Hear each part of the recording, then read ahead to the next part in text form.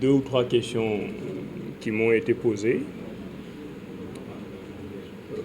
dama bëggoon ñu xam dañuy waxtaan rek nag dama bëggoon ngeen xam ne ñun ñooy aar Sénégal ñun ñi toog ñun ñooy aar Sénégal loolu la yàlla dogal du ñu leneen suñu agenda mooy conférence de presse bi ngeen am gentillesse ñu répondre ñu leen di sant di leen gërëm suñu agenda mooy instant bi Thierno Alassane Sall suñu tête de liste mu ngi ci dëkk bi dans le centre du Sénégal di def ay visites de proximité suñu agenda jotuma ko wax sànq mooy dès la semaine prochaine def nañu 3 axes yoo xam ne dañuy dugg ci dëkk bi am na ñuy jaar vers le centre Kaolack Mbacké Touba suñu jàmbaar ji moo koy jiite axe boobu Thierno Bocoum am na ñuy jaar vers le nord ñoom Thierno Alassane Sall juge dem Cheikh Omar Sy fa lañ jëm man ak Théo ak yeneen volontaire ñun ñooy dem vers le sud ñun loolu mooy suñu actualité loolu mooy suñu actualité ñu bëggoon nag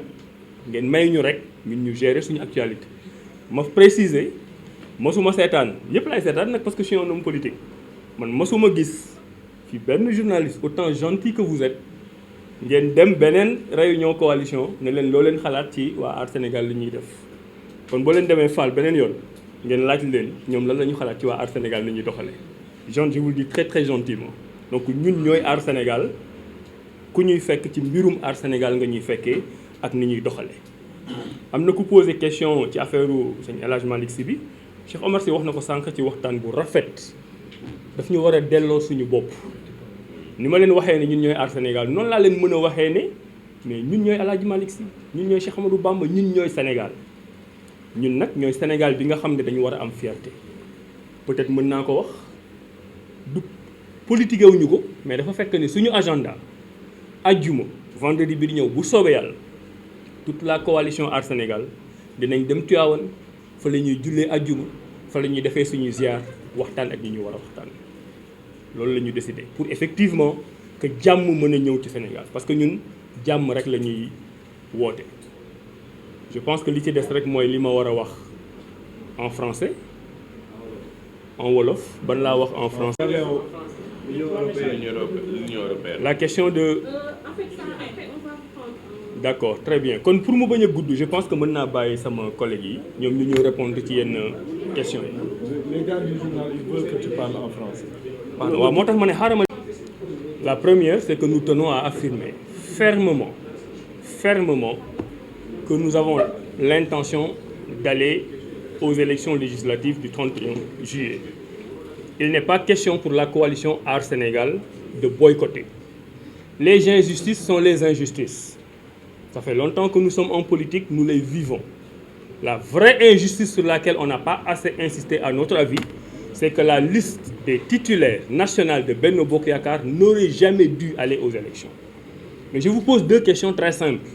Est-ce qu'en 2019, quand on a recalé 22 candidats à l'élection présidentielle, c'était une injustice? Nous le savions. Est-ce que les 5 candidats qui sont passés par les mailles du filet avaient manifesté et avaient appelé au boycott de l'élection? Il faut qu'un pays ait une conscience historique. Vous ne pouvez pas, quand ça vous convient, quand vous passez entre les mailles du filet, dire que il y a une injustice, mais je m'en accommode.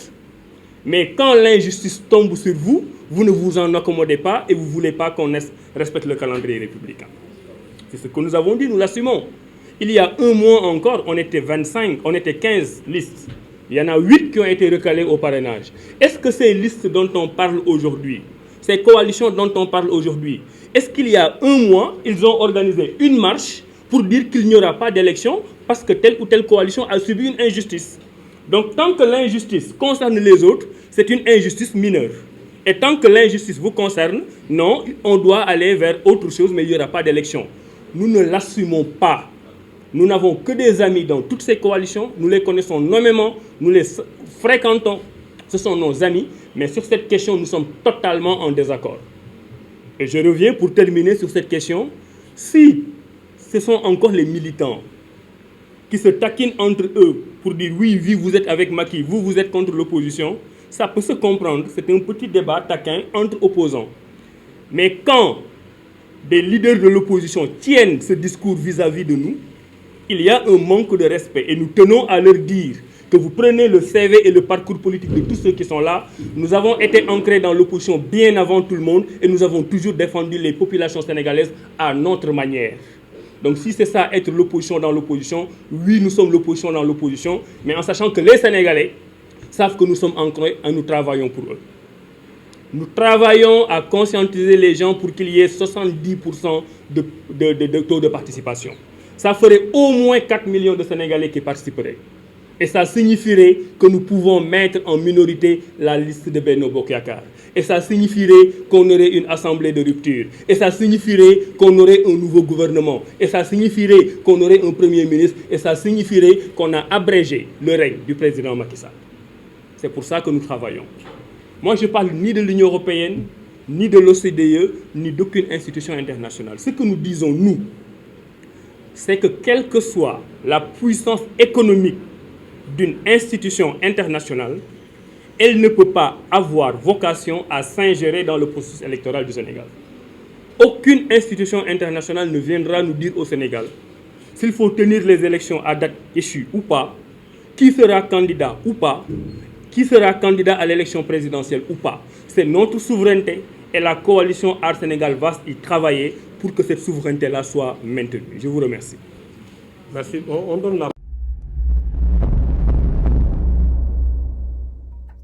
cheetetetet mais yow sawaay yow fu ñu la fekk yaa ngi ci kanamu ordinateur bi wala sa kanamu tablette ba sa téléphone portable lu xew mais damay lire ay information waaw xoolal boo bëgg am ay information yu leer nañ et en temps réel duggal ci www.senegal7.com ay information yu wóor man de maa ngi application Sénégal 7 lépp lu xew dama koy jot ci sama téléphone ci tàng bi te nag application Sénégal 7 am ko yomb na da ngay dugg ci Play Store wala Apple Store nga télécharge ko rek xam li xew ci réew mi ak la xew ci bitim réew te nag dara du ci umpu. Vous voulez des informations en temps réel? Cliquez sur www.senegal7.com. Sénégal 7, le roi de l'information en temps réel.